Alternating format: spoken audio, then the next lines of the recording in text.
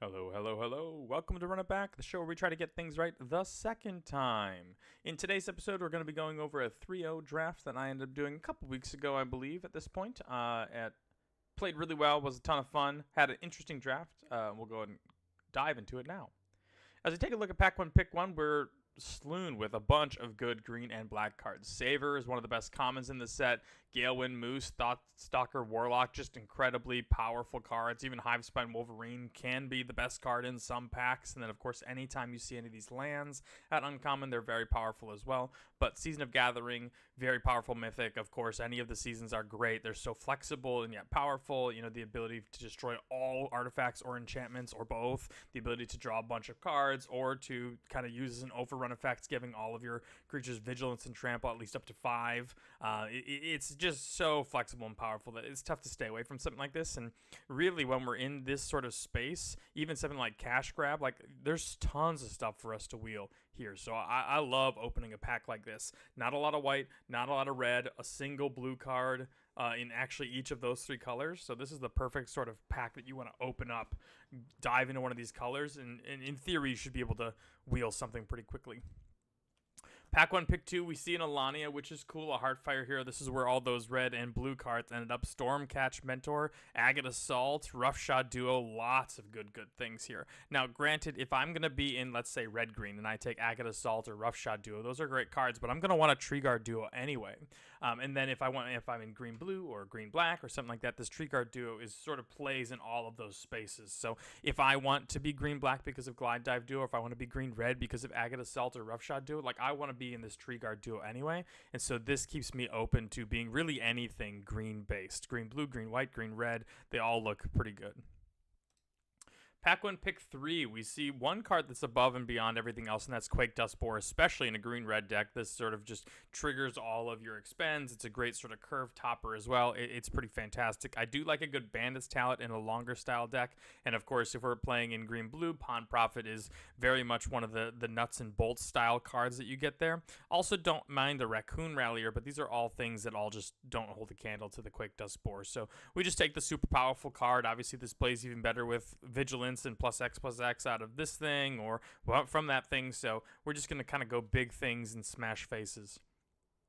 Pack 1, Pick 4, we see a couple of really good cards here still. Saver looks fantastic. Carrot Cake looks very good. Another Tree Guard Duo, even a Sticky Tongue Sentinel, all very, very powerful stuff. Agate Assault is very good, and Steam Path Charger along with Bellowing Crier, Hop to It. Like, these are all just very good cards. Now, we could take something like Saver or Carrot Cake because in theory they are better than Agate Assault, but one of the things you have to consider when you're taking cards like this is the fact, like, is Saver better enough than Agate Assault to completely, discount Quake Tusk Boar? Is Hop to It that much better than Saver or Agate Assault to completely discount this Quake Tusk Boar? And I say no. I think Agate Assault is a very, very good card along with Hop to It, but the fact that I also get to pair a Quake Tusk Boar along with this Agate Assault means that that's what I want just over the edge. Now, there's also something to be said about taking a second Tree Guard Duo if you want, because then that means that we can take some of these other cards. But then in my opinion, that means that we're taking this Tree Guard Duo now to be safe, so that way you can take these things later, whereas you could just take them now if you really want to go down that road. I wasn't interested in that, so I wanted to take the Agate Assault, and so that's what we ended up taking. Pack 1, Pick 5. Now, on the flip side, everything else here, Portent of Calamity, Otterball Antics is good, but just so far away from what we're doing. Scales of Shale is fine. These are all just not great cards. Could take a Grotto, I suppose, but Carrot Cake is by far and away the best card that we could be playing out of all of these, realistically, in this deck. So we decided to speculate on Carrot Cake, seeing, things like Hop to It and Carrot Cake past here, and then moving into a Carrot Cake this way. Like, that is a big signal. Even though it's only Pick 5, this card is a super powerful common. It's definitely better than Portent of Calamity. Could be better than Otterball Antics. Jury's kind of out there. But Carrot Cake is a fantastic card, better than pretty much everything else we have here. So it's worth a speculation at this point. Pack 1, Pick 6. This is kind of a bit of an inflection point. Lots of blue cards. I think we're officially out of blue. Agate Blade Assassin, that tells me that Black's not really here, and Might of the Meek is a perfectly reasonable card, but just nothing great. The Warren Elder and the Sticky Tongue Sentinel are kind of where we're at. Now, you could go with Warren Elder, and had 2 picks ago we taken this Hop to It or this Carrot Cake. I think Warren Elder is absolutely the pick, and you just move on that way. Seeing that Warren Elder and Sticky Tongue Sentinel are both in the pack, and these cards, although, again, the Warren Elder is better, I don't think it's that much better to completely get rid of our first 2 picks, and so either A, we could go with Warren Elder and go down the 3-color route. B, we could get rid of both Agate Assault and Quake Tuskboar. Or C, we could end up saying Sticky Tongue Sentinel plus these 2 cards is better than Carrot Cake plus Warren Elder. And I think that's where I ended up at. Yes, Sticky Tongue Sentinel is worse than Warren Elder, but the package of Sentinel, Duo, and Gathering is better than a Carrot Cake and a Warren Elder. So we went with the Sticky Tongue Sentinel and also, essentially push somebody else into white, which we were already pushing anyway by passing something like a Hop to It earlier. Pack 1, pick 7, we're rewarded with the Head of the Homestead. This is if we were in white or in green, so it doesn't really matter which pick we made earlier. We do see another Warren Elder, so we are definitely shipping those white cards down the river. A Glide Dive Duo late is also huge, and unfortunately we did have to pass up an Heirloom Epic, which I do love whenever we have a Head of the Homestead, but I want my Head of the Homesteads first over the Heirloom Epics first, just because this plays so well with that Heirloom Epic. Pack 1, pick 8. Not a lot here for us. I don't mind a Hoarder's Overflow if we were really sort of struggling on that card advantage style. You need at least one sort of big card advantage engine in every deck. A lot of the times I love this Heirloom Epic to be that card, but right now I think Hoarder's Overflow, perfectly fine. And we're sort of stuck here on these 2 4-drops. Frilled Spark Shooter is much, much better than Lizards, obviously, as it is a Lizard and has the enters with a 1/1 counter if an opponent lost life this turn. Alania's Pathmaker looks like an otter, and in theory should be an otter, but in reality, this is a raccoon. It doesn't do anything with raccoons, but what it does do is it continues that advantage, but also triggers all your expends just for 1 card and kind of keeps things rolling. So I love playing this in my red-green decks. This is exactly where I want my Alania's Pathmakers. Pack 1, pick 9. This is the wheel. We did see the Cash Grab and a couple of good black cards wheel, but realistically, we're not going that route. And I do like Cash Grab over the Conduct Electricity, even though I don't really like it very much without any squirrels. So the fact that we don't have any squirrels yet means that Cash Grab is likely not well to be played at this exact moment. But we still got 2 packs, lots of packs to pick up some squirrels. So I think we're going to speculate on this card being better than Conduct Electricity when we likely can end up getting this later. Pack 1, pick 10, we still see a Stormcatch Mentor, so if we wanted to splash blue, we could, but that's likely not where it's at. Glide Dive Duo is a lot easier to splash because it's later on in our curve and also has that little bit of burn to it. We're likely not playing it, but it's the best card in the pack right now. Pack 1, pick 11, we see a Druid of the Spade, which I don't think we're going to play based on what we see right now, but it is something that can be played if we have lots of, let's say, Squirrel Duos or Food Generators or Rabbit Generators or something like that. So probably not playing this one, but who knows, maybe. Pack 1, pick 12, 2 blue cards, so we'll skip on that. And then we see also a Sky Skipper Duo late. Pack 2, pick 1, we opened the literal best card we could possibly open in our red-green deck, which is Hugs, the Grizzly Guardian. The only thing that could be maybe better than this would be the Dragon Hawk, but at the same time, that's, getting a little bit too nitpicky for me. Hugs is fantastic. This card won all kinds of games for us and, was exactly what we needed. Sometimes it was on turn 3 or 4, and sometimes it was on turn 10, drawing like 6 cards or whatever. And so it was incredible, super good. Happy to see this card. Pack 2, pick 2, we see a Booming Blast and a Wildfire Howl, and this is really interesting because Wildfire Howl, in theory, should play at its best in raccoons. We don't have a single raccoon, but we do have a couple of rabbits, and a couple of bigger creatures. It would end up killing off our Alania's Pathmaker, but in general, this is something that I think you want in your red-green deck because your red-green cards are bigger than 2 damage. But also, I've just been a little bit underwhelmed with this card. During spoiler season, I thought it was going to be one of the best cards in the set and super important. And don't get me wrong, it kind of is. But, there's a lot of decks that just sort of play around this pretty well. And so, Booming Blast or Roughshod Duo are really the only other 2 that I'm looking at here. Peerless Recycling, again, reads very good on paper, but I just don't think that gifting a card is worth it. And so, just regular regrowth as far as permanents are concerned. Also, not fantastic. It's fine, but nothing super, super great. So I took a 2-drop. I took something that could kill a super early powerful rabbit or something like that. And it also works as a finisher by gifting if you end up needing the 3 damage to face. Pack 1, pick 3, we see a Take Out the Trash, which is raccoon. It's exactly what you want to see in raccoons, even though we don't have a single raccoon. It's still just 2 mana, 3 damage.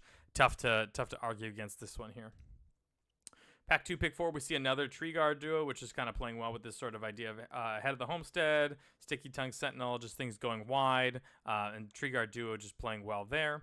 Heirloom Epic is something that we're going to keep our eye on and hopefully wheel because we already passed one Heirloom Epic, so whoever else wants that hopefully has already taken it, so we're going to hopefully wheel this one.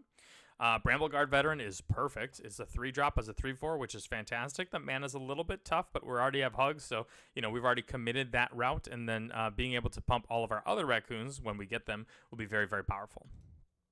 Pack 2, pick 6, we see Ahead of the Homestead, which means that we're crossing our fingers on that Heirloom Epic. We still see a Saver in the pack, so that would be something to speculate on, but we're pretty established in green-red here, and I don't think we really want to splash much.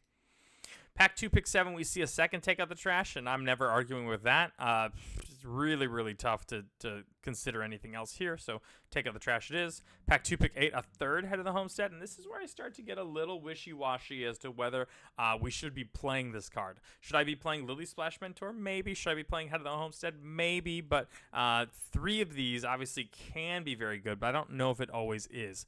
I believe we end up playing the third one, and I believe it turned out to be good in this deck, but I'd be a little worried to take a third of the 5 drops here. Pack 2, pick 9, we see another Alania's Pathmaker, which is great, just kind of keep things rolling. This is sort of like a little bit of a bad Hugs at this point where you just sort of get a expend trigger as well as, a card off the top of the deck. All just sort of works well with this one. A Roughshod duo is fantastic. This is a great raccoon that pairs with our other raccoon as well as all of these different expend triggers for us. Giving something huge trample is a big deal for Roughshod duo. Tempest Angler, I kind of looked at this. I've been growing on Tempest Angler quite a bit, but the, Agate Assault, Season of the Gathering, and a bunch of creatures and a couple of removal spells just, isn't really it for Tempest Angler. You need these, 1 and 2 mana cantrips and spells to really work with this one. We wield the Heirloom Epic in Pack 2, pick 12, which is perfect. I think that is sort of sealing the deal on this third Head of the Homestead, but that means we don't want any more, I don't think, because we need to make sure that we're going to be getting up to that 5th mana before they're impactful. And then an Alania's Pathmaker, Pack 2, pick 13. That's incredible. I think we probably end up playing this one. It's certainly worth it. I'm playing just about as many of these as we can get. Pack 3, pick 1. A couple of really interesting picks here. Mistbreath Elder obviously plays well with things like our Tree Guard duo and our Pathmaker, but realistically, this Wandertail Mentor is just so big for us. As you can take a look, we've got this huge chunk of 4 and 5 drops, and so being able to not only expend whenever you do cast those, but getting them out of turn early is just incredible. Super, super good for us. And then obviously this High Stride I do like one of in our red-green decks just because your big targets are huge, and so being able to have them dodge something like a Sonar Strike or like a triple block or something like that is big deal with High Stride. Pack 3, pick 2. Not a lot here for us. I did just talk about High Stride, and I thought maybe the Head of the Homestead would be a little bit better. We've got Sazakap's Brew, which I'm not playing, and then just a bunch of Esper cards. Realistically, this Artist Talents is not where we want. We take the Head of the Homestead. I think the 3 is where I'm capped on, so I don't think I'm playing this one, but I think it is something worth to consider as we're building out the deck. Pack 3, pick 3, we see a Galewind Moose, which is another super expensive drop, but it's also incredibly powerful.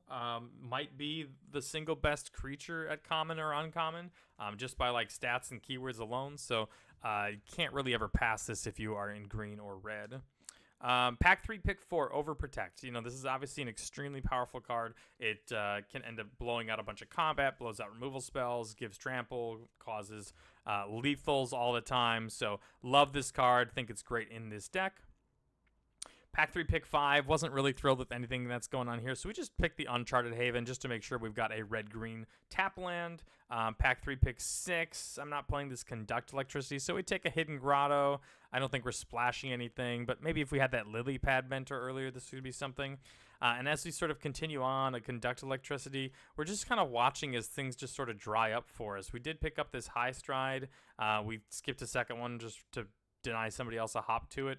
A 3-treat Root Weaver is an incredible late pickup that we did end up playing because it's very powerful in getting to our 4s and 5s early.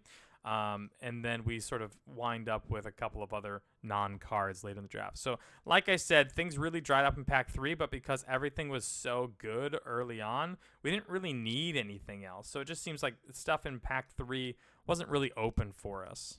Taking a look at the deck, you can see we cut one of the Pathmakers up here and one of the Head of the Homesteads, which allowed us to play the Conduct Electricity because as we take a look at our non-creature spells, we have a couple of good early cards in like the Take Out the Trash, the Booming Bust, like just some things that really help out, but we didn't have anything that killed some big creature. And so if there was actually a 6/6, a lot of our stuff ended up getting blanked by 6/6s with maybe the exception of Galewind Moose. So we ended up playing these things just to make sure that we could get by, or if there was a couple of things that could, outside of these couple tramplers, chump all of our sort of medium-sized creatures. We wanted to be able to get rid of those tokens as well. The other thing to talk about here is Heirloom Epic. I know a lot of people are sort of questioning this card. I think it is absolutely incredible. I think it is one of the best uncommons that goes in just about any deck because if you're an aggro deck, it helps you continue on with your gas as your creatures get stonewalled. And if you're more of a control deck, this helps you keep the cards flowing as you're continuing to answer answers. And just in general, it's pretty free in a lot of decks to be tapping 4 mana worth of either lands or creatures. Especially when you're playing as many Head of the Homesteads or other token makers as it sits, to really just get that moving. If these 1/1s and the rabbits, they don't really do all that much, especially in a deck like this where we don't have a lot of pump for them. So they just kind of sit around and they don't really attack until we have just too many of them, in which case that's great.